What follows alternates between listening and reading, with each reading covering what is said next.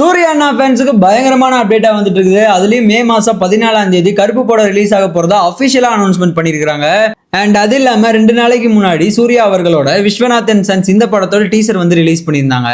And இந்த படத்தோட teaser பாக்குறப்ப 40 வயசு இருக்கக்கூடிய ஸ்போர்ட்ஸ்லயும் அதே நேரத்தில் இன்ட்ரெஸ்ட் இருக்கக்கூடிய ஒரு லக்ஸுரி லைஃப் வாழ்ந்துட்டு இருக்கிற ஒருத்தர் தன்னை விட 20 வயசு கம்மியா இருக்கிற ஒரு பொண்ணை காதலிச்சாரா இல்லையா அப்படின்ற ஒரு காதல் கதையை சொல்ற மாதிரி இருந்தது. அண்ட் இந்த படத்துல சூர்யா அவர்களோட லுக்கை பத்தி சொல்லி ஆகணும், பயங்கர ஸ்டைலிஷா இருந்தது. அது ஜிவி பிரகாஷ் அவர்களோட மியூசிக்லாம் பயங்கரமா இருந்தது.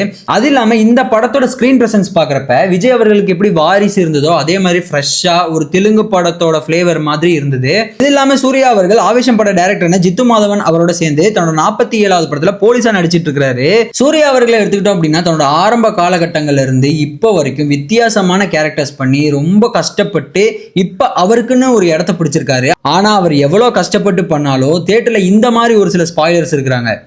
படம் தொடங்குறதுல இருந்து கத்திக்கிட்டே இருக்கானுங்க. யாரு அந்த சூர்யான்ற அந்த பைத்தியக்காரன். இப்படி விமர்சனம் பண்ணியிருக்காருல சூர்யா அவர்கள் கங்குவா படத்துல பண்ணியிருந்த கேரக்டர் என்ன, ஒரு பழங்குடி போர் வீரர் மாதிரி, அதாவது சொன்னா ஒரு காட்டுவாசி மாதிரியான ஒரு கேரக்டர் பண்ணியிருக்காரு. அதுக்கு அவர் கத்த தானே செய்வாரு. சரி இவ்வளவு சொல்றீங்களே, 7ஆம் அறிவு படத்துல போதி தர்மர் ரோல் ஒன்று பண்ணியிருந்தாரு.